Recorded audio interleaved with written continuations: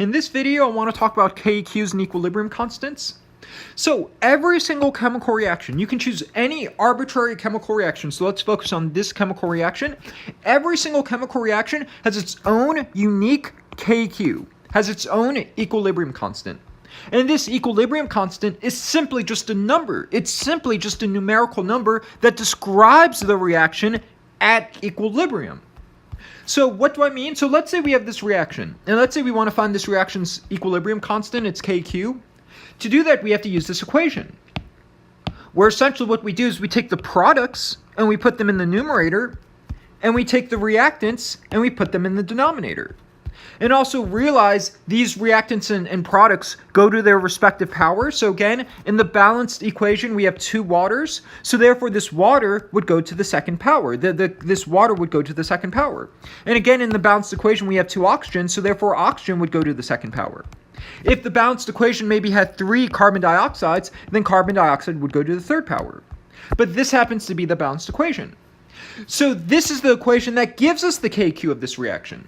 However, something important to realize are these brackets represent the concentrations, but they don't represent any old concentrations. Essentially what we're doing is we have this chemical reaction, and let's say we have these initial concentrations. Let's say we have 2 molar of this compound, maybe 1 molar of this guy, maybe 3 molar of this guy, and maybe 2 molar of this guy. Let's say we have these initial conditions and these initial concentrations. We would essentially let these reactants and products react. We would let them react based with these initial concentrations. We would let them react. We would let them reach equilibrium. And then once they've reached equilibrium concentrations, not these initial concentrations, but they've reacted and reached equilibrium concentrations, it's those equilibrium concentrations that you plug into this equation.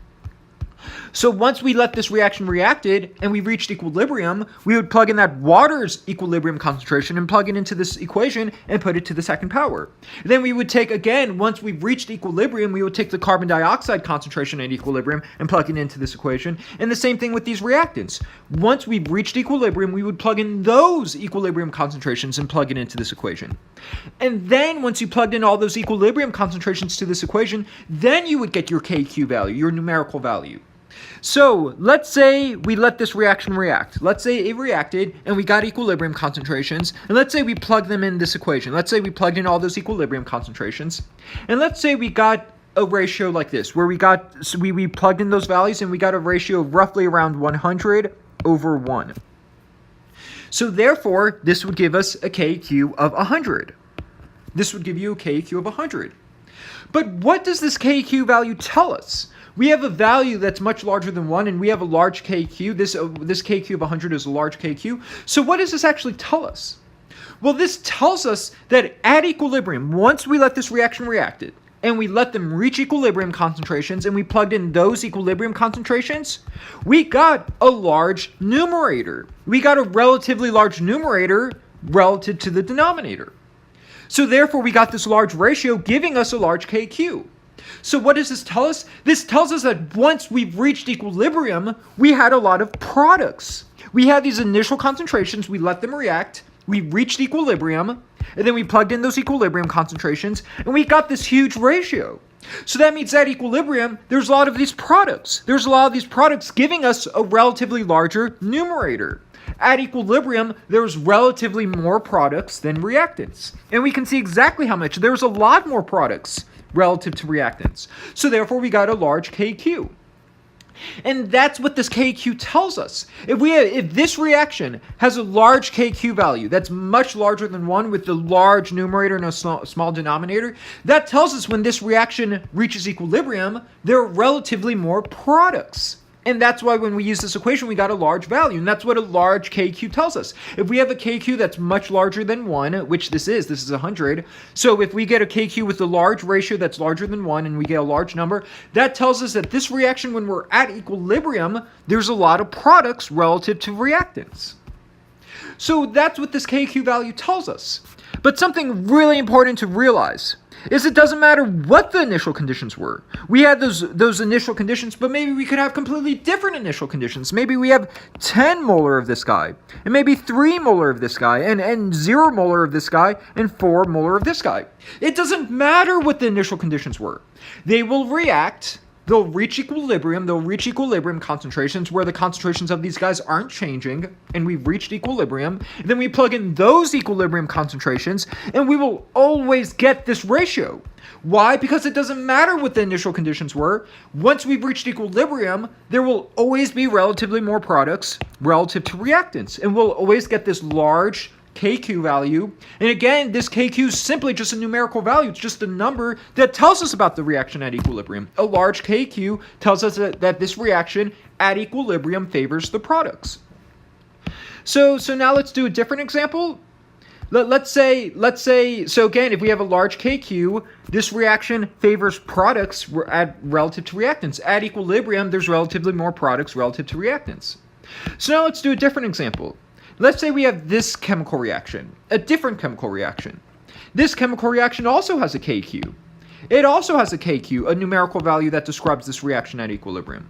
And again, how do we determine the KQ of this reaction? Well, again, it's the same thing. We take the products over the reactants, and then again, we need to find the balanced equation so we know the respective powers to put these reactants and products to. And again, we explained that before. Then again, this reaction also has its own KQ. But let's say this reaction, let's say we had initial conditions, which again, don't really matter, but let's say we had 1 molar of this guy, let's say we had 2 molar of this guy, and let's say we had 4 molar of this guy. So we have these conditions, we let them react, and we let them reach equilibrium. So we reach equilibrium where the concentrations of these guys aren't changing, and we've reached equilibrium, and we plug in those equilibrium concentrations to this equation. So let's say we did that, and let's say we got this kind of value. Let's say we got something like this. So therefore, we have a KQ of roughly around 0.01. A KQ that's much smaller than 1. We get a ratio that's much smaller than 1. So what does this tell us? Well, this tells us once we've reached equilibrium and we plugged in those equilibrium concentrations, we had relatively more reactants relative to products. We had relatively more reactants relative to products. So therefore, we got a very small ratio where at equilibrium, we had a lot more of these reactants relative to products. So therefore, we got a very small KQ, a KQ value that's much less than 1, a ratio that's much less than 1. So again, what does it mean if this reaction has a KQ that's much less than 1? It tells us that once this reaction reaches equilibrium, there are relatively more reactants than products. This reaction at equilibrium favors the reactants. And that's why once we've reached equilibrium and we plugged in those reactants concentrations and plugged in the product concentrations, we relatively had a lot more reactants, giving us a very small KQ. So again, if we have a KQ that's much less than 1, if we have a small KQ, which again, we said this KQ was roughly around 0.01. So if we have a small KQ that's much less than 1, then at equilibrium, we have relatively more reactants than products. But again, don't forget that this KQ is a constant. It doesn't matter what the initial conditions were. We could have any initial conditions. It doesn't matter. Maybe we have 3 molar of this guy and 8 molar of this guy and 0 molar of this guy. It doesn't matter. It doesn't matter what the initial conditions were. Or maybe we could have initial conditions where we have 1 molar of this guy, 2 molar of this guy, and 9 molar of this guy. So maybe we have these initial concentrations where we have a lot of these products. However, we let them react. They reach equilibrium concentrations, we plug in those equilibrium concentrations, and at equilibrium, we relatively have a lot more reactants. Once we've reached equilibrium, these initial concentrations will change, and once we've reached equilibrium, we plug in those concentrations, and when we plug in those equilibrium concentrations, we'll always get this value. So it tells us whenever we reach equilibrium, we relatively have a lot more reactants relative to products, and therefore we have a small KQ. So that's what this KQ value tells us. Every reaction has its own KQ, and if a given reaction has a large KQ, that means that when the reaction is at equilibrium, the reaction favors the products. However, if a different reaction has a small KQ, then that means this reaction, once we've reached equilibrium, there's a lot more reactants relative to products.